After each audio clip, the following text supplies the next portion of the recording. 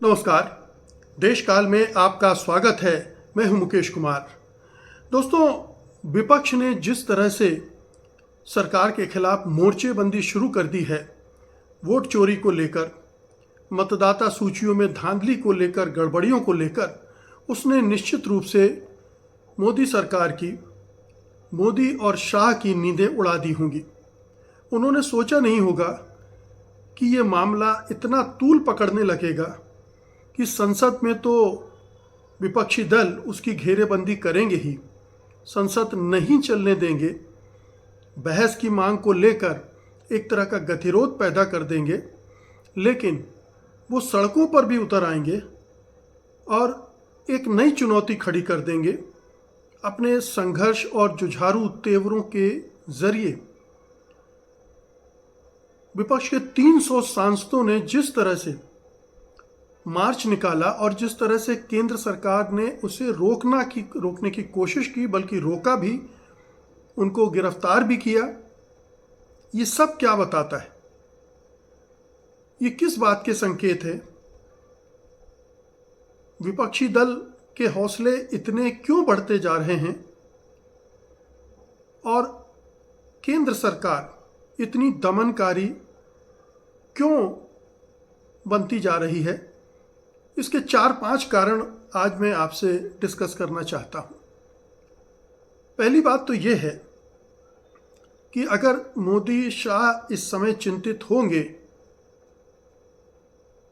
तो सबसे बड़ी चिंता का विषय कारण यह है कि तमाम विपक्षी दल एकजुट हो गए हैं एक मुद्दे को लेकर। ये भारतीय राजनीति में कभी कभार ही होता है कि समूचा विपक्ष एकजुट हो जाए। संसद में तो फिर भी एकजुटता दिखा देते हैं विपक्षी दल, लेकिन अगर संसद के बाहर, सड़कों में, मीडिया में अगर उनके सुर में सुर मिलने लगे, वो एक सुर में बोलने लगे, एक बात दोहराने लगे, तो फिर सत्तारूढ़ दल के लिए एक बहुत बड़ी चुनौती खड़ी होने जा रही है और एक बहुत बड़ा संकट भी पैदा हो रहा है। और ये इस मार्च में बखूबी दिखा। राहुल गांधी के नेतृत्व में 300 सांसदों ने मार्च किया। ये और बात है कि 500 मीटर की दूरी पर स्थित चुनाव आयोग तक मोदी सरकार ने उन्हें जाने नहीं दिया। उन्हें बीच में ही पुलिस ने रोक लिया, बैरिकेड लगा दिए, बड़ी तादाद में पुलिस तैनात थी, उन्हें आगे बढ़ने नहीं दिया। अखिलेश यादव ने जरूर बैरिकेड लांघकर अपने जुझारू तेवरों का मुजाहरा किया और बहुत सारे सांसदों ने भी, आप देखिए कि 85 साल के आसपास की उम्र वाले 2 बड़े नेता भीषण गर्मी में सड़कों पर थे, मल्लिकार्जुन खड़गे और शरद पवार। ये मामूली बात नहीं है। मामूली बात ये भी नहीं है कि महिला सांसद भी इसमें बढ़ चढ़कर हिस्सा ले रही थीं और उनमें से 2 सांसदों को भीषण गर्मी की वजह से चक्कर भी आए, उनकी तबीयत भी खराब हुई, उनमें से एक को हॉस्पिटल भी भेजना पड़ा। दिलचस्प बात इस विपक्षी एकता की ये भी है कि इसमें वो दल भी शामिल हुए जो अमूमन इंडिया गठबंधन से परहेज रखते हैं या उसे छोड़ चुके हैं। मसलन आम आदमी पार्टी के संजय सिंह भी इसमें शामिल हुए, बढ़ चढ़कर हिस्सा लिया। आम आदमी पार्टी को समझ में आ रहा होगा कि अगर वो विपक्ष की राजनीति से अपने को अलग कर लेगी तो वो कहीं की नहीं रह जाएगी, उसकी पूछ परख खत्म हो जाएगी। इसलिए झक मारकर आम आदमी पार्टी भी इस विरोध प्रदर्शन में शामिल हुई और बढ़ चढ़कर शामिल हुई। तो ये एक और बड़ी चिंता का विषय मोदी शाह के लिए है कि इस पैमाने पर विपक्षी दल एकजुट हो रहे हैं। टीएमसी के सुर अक्सर अलग दिखलाई पड़ते हैं, लेकिन इस बार इस मार्च में और संसद के अंदर भी वो उसी तेवरों के साथ विपक्ष के साथ बंधे हुए हैं। दूसरी बात चिंता का कारण जो बन सकती है मोदी शाह के लिए वो ये है कि राहुल गांधी का नेतृत्व अब लगातार स्वीकारा जा रहा है विपक्ष के तमाम दलों के द्वारा।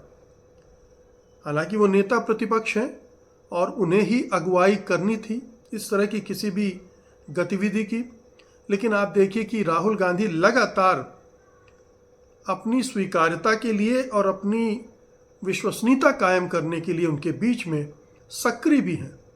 अभी 2 दिन पहले ही उन्होंने डिनर डिप्लोमेसी की थी, विपक्षी दलों के नेताओं को घर पर बुलाया था और प्रेजेंटेशन दिया, साथ में मिले जुले खाना खाया। तो वहाँ से ये सिलसिला शुरू हो रहा है। हालांकि उनकी एक्सेप्टेबिलिटी 2024 के लोकसभा चुनाव के नतीजों ने ही बढ़ा दी थी, उसके पहले भारत जोड़ो यात्रा के जरिए। तो राहुल गांधी का कद लगातार बढ़ रहा है, उनकी स्वीकार्यता बढ़ रही है, उनकी विश्वसनीयता बढ़ रही है। और जिस तरह का प्रेजेंटेशन उन्होंने कर्नाटक की महादेवापुरा सीट के गड़बड़ियों के संबंध में किया, वो भी अनोखा था कि विपक्ष का कोई नेता इस तरह से पावर पॉइंट प्रेजेंटेशन दे के एक एक चीज़ को बारीकी से समझाए, उसकी विश्वसनीयता को स्थापित करने के लिए जोर लगाए।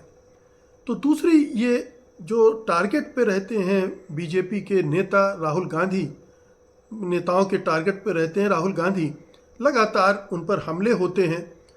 उनसे ज़्यादा हमले किसी भी नेता ने झेले नहीं होंगे, लेकिन इस सब के बावजूद हो उल्टा रहा है। भारतीय जनता पार्टी उन पर हमला करती है और राहुल गांधी की साख बढ़ती चली जाती है, विपक्षी दलों के बीच भी और आम आवाम के बीच भी। ये उनकी दूसरी बड़ी चिंता का विषय है। तीसरी मोदी शाह की चिंता का विषय ये है कि ये जो वोट चोरी का मुहावरा राहुल गांधी ने छोड़ा था, वो अब लोगों के इमेजिनेशन का हिस्सा बनता जा रहा है। विपक्षी दल भी वोट चोरी के जुमले को कह लें या मुहावरे को उन्होंने भी पकड़ लिया है, अडॉप्ट कर लिया है। और इस मार्च में भी जो टोपियां पहनी थी सांसदों ने, उसमें वोट चोरी लिखा हुआ था। इसका मतलब है कि वोट चोरी जो सूत्र वाक्य है, ये पूरे देश भर में अब लोगों के जुबान पर और दिमाग पर चढ़ रहा है। इसमें मोदी शाह के लिए, केंद्र सरकार के लिए, बीजेपी के लिए, संघ परिवार के लिए चिंता और खतरे की बात यह है कि जब कोई एक ऐसा मुद्दा, केंद्रीय मुद्दा राजनीति में बन जाता है और उसके इर्द गिर्द विपक्षी दल एक हो जाते हैं और जनता भी उससे जुड़ने लगती है, तो फिर सत्तारूढ़ दल के दिन पूरे हो जाते हैं। और ये मुद्दा बन रहा है। लगातार हर दिन नई नई खबरें आ रही हैं, नई नई गड़बड़ियों के प्रमाण आ रहे हैं, धांधली के प्रमाण आ रहे हैं। और चुनाव आयोग का जो रवैया है वो बहुत ही नकारात्मक है। वो पारदर्शिता बरतने के बजाय दबाने छिपाने में लगा हुआ है। जैसा कि बिहार की जो मतदाता सूचियाँ डिजिटल फॉर्मेट में उपलब्ध थीं, उनको हटा के उसने स्कैन्ड कॉपी डाल दी ताकि लोग उस पर काम ही न कर सकें। तो ये तमाम चीज़ें चुनाव आयोग की तरफ से हो रही हैं। इसके बावजूद मीडिया का बहुत बड़ा हिस्सा, गोदी मीडिया की बात मैं नहीं कर रहा हूँ, उससे आप कोई अपेक्षा न रखें, लेकिन जो स्वतंत्र मीडिया है, यूट्यूबर्स हैं, वो हर दिन 2-4 ऐसी बड़ी खबरें ला रहे हैं गड़बड़ियों की, मतदाता सूचियों में या दूसरे तरह की धांधलियों की, कि चुनाव आयोग की पोल पट्टी खुलती जा रही है। और जितना ये हो रहा है उतना ही राहुल गांधी के, विपक्ष के क्लेम को विश्वसनीयता मिल रही है, मजबूती मिल रही है। और वो मुद्दा जो वोट चोरी का है वो और भी पुख्ता होता जा रहा है। लोगों के दिमाग में ये बात अब बैठने लगी है कि चुनाव जीते नहीं जा रहे थे, लूटे जा रहे थे, डकैती हो रही थी, चोरी हो रही थी और इसमें चुनाव आयोग शामिल था। तो वोट चोरी का मुद्दा इस तरह से बड़ा हो जाना ये मोदी सरकार के लिए एक आफत से कम नहीं है। इससे ध्यान बटाने के लिए वो दूसरी चीजें कर रही है और करना चाहेगी और आगे भी की जाएंगी। लेकिन कई बार कई मुद्दे इस तरह से हावी हो जाते हैं कि फिर दूसरे हथकंडे, दूसरे नरेटिव उसके सामने गौण हो जाते हैं, फेल हो जाते हैं। चुनाव चोरी का मुद्दा उसी तरह से आगे बढ़ता दिख रहा है। चौथी चिंता की बात मोदी शाह के लिए है कि जिस चुनाव आयोग के कंधे पर बैठकर वो चुनाव दर चुनाव जीत रहे थे, उसकी विश्वसनीयता जीरो हो गई है, बल्कि कहना चाहिए माइनस में चली गई है। तो अगर चुनाव आयोग ही भरोसेमंद लोगों की निगाह में नहीं रहा तो सरकार की जीत भी भरोसेमंद नहीं रहेगी। वो भी संदेह के घेरे में आ ही चुकी है और आने वाले समय में भी जितनी भी जीत वो विजय हासिल करेगी उस पर भी प्रश्न चिन्ह लगा रहेगा। लोगों को ये लगता रहेगा कि ये तो चुनाव आयोग का खेल था, मोदी शाह का खेल था और उन्होंने इस चुनाव को जीता नहीं है, चोरी किया है।